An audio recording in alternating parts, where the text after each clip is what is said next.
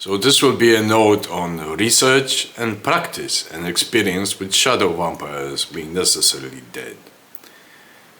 Now in Egypt, in the Egyptian soul economy, there was something known as Shushut or Kaibit. It was the dead soul, the shadow of the person. Now the shadow vampires include certain Shushut or dead souls, as called in Greek simulacra or idola or skia.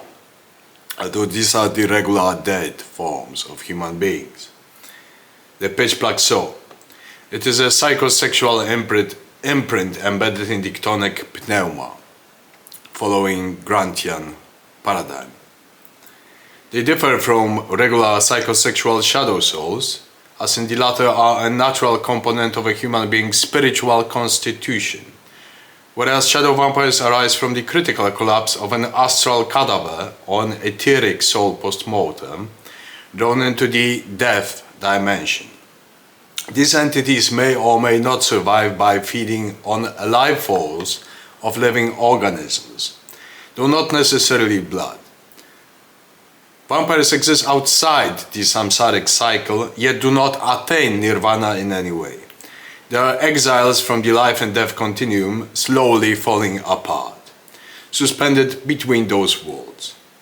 Without fresh blood or analogous energy sources to renew themselves, their forms and their minds, they remain trapped, observing the decay of their minds and identities. While some lifestylers or human living vampires claim this identity, true vampires are out of necessity dead.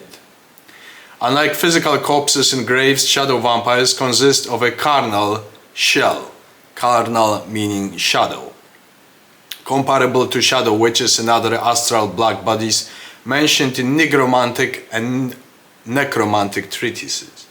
Some may remain linked to their cadavers, returning to their graves, while others detach from the cadaver, manifesting as monstrous humanoid shadow forms frequently mistaken for chthonic or physis hecatic demons, which is a completely different issue, alongside other fauna and flora of the black nigric underworld.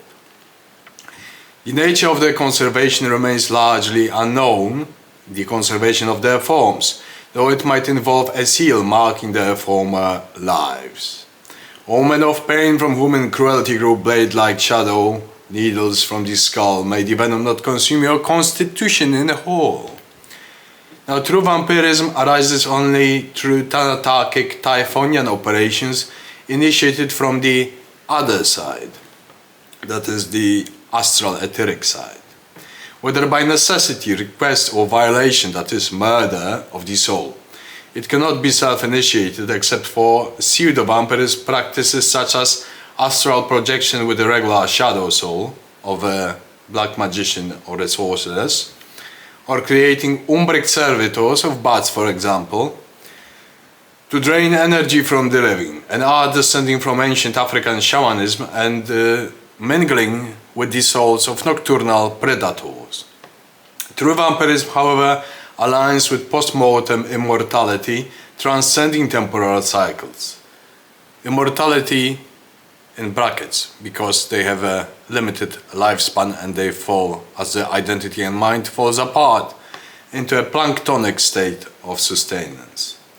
Vampires occupy a void between the phenomena and the anoumenal, granting them limited precognition and clairvoyance, that is, seeing through time and predicting events. A murdered human soul might transform its host into a zombie, while an individual unaware of their condition becomes a mindless, stuffed animal that is possessed and mediumized by any spirit or soul that wants to enter. A shadow soul consolidated with a Kaibit skull and blood-drawing fangs, for example that of a king cobra or a Cernates cornutus, nocturnal animal, as in mixing the shadows of the snakes with the shadows of the human being, merging with a mortal vampiric mind, results in a human living vampire. Both cases demand willpower and the development of pneumatic or spiritual properties to escape the fate of a chthonic vampire and the descent into vampiric hells. The bioplasmic shadow soul consolidates into an interface capable of sustaining and fortifying the body. This is accomplished through black kundalini operations and the development of fangs resembling reverse flow of energy intake mechanisms akin to snake fangs. In other words, instead of putting energy out, you pull energy in, like a black hole.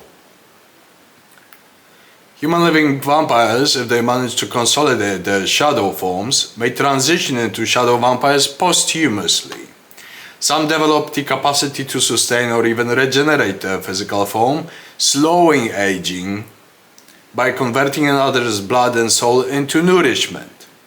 Shadow vampires perceive the world in blurred, pale colors when mingling with human senses or sight, though the specifics of their sight in darkness remain speculative. Once I closed my eyes, whereas a specimen of a dead vampire incarnated, and I could see at night with my eyes closed. The origin of human vampirism likely traces back to the ancient shamanic practices wherein a shaman combined their astral body, ka, or shadow, shut, kaibit, with the night predator as aforementioned. This involved reversing the predator's energy flow, particularly through its fangs, to drain life force from other creatures. It was African shamanic black magic. These practices, tied to primordial cannibalism and animistic beliefs, aim to augment the shaman's hunting and survival capabilities.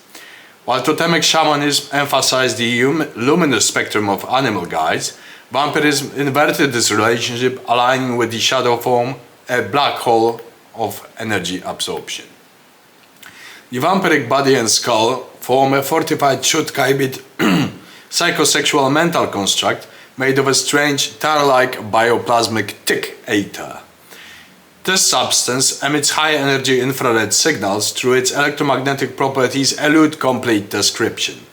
Ultraviolet exposure can displace portions of the shadow form, albeit temporarily causing anomalies when encountering infrared ultraviolet mixing.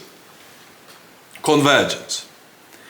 Over millennia, vampiric tribes and traditions spread across civilizations, each adapting the practice to their cultures.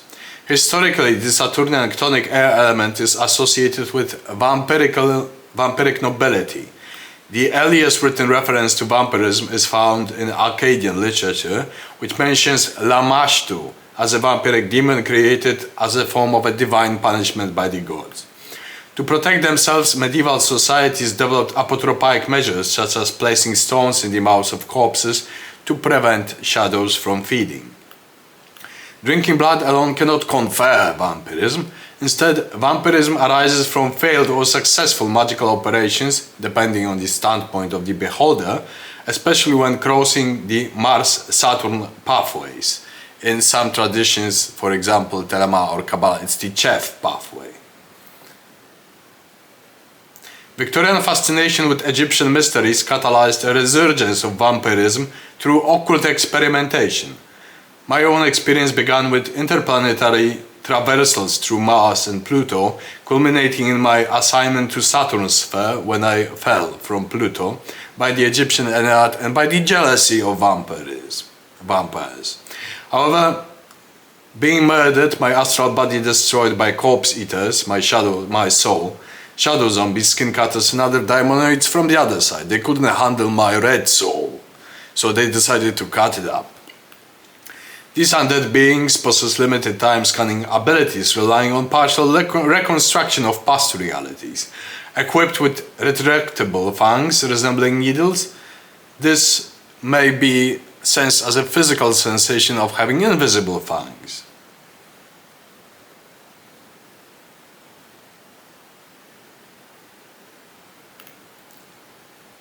Now, this is an interesting note that these creatures also have influence on, let's say, reification of metaphysics. So I would assign them the whole discipline of cybernetics, for example, and the sub-discipline of cybernetics, that is psychiatry, to solve the mind, to build the mind, to know how the brain works, and so on and so on. So, recommended references for further study. A very interesting reading by Kenneth Gamaliel, The Diary of a Vampire and Dance Dolly Dance, London Starfire Publishing. This exacts the state in which a human possessed by these creatures, how it degenerates, how it falls apart.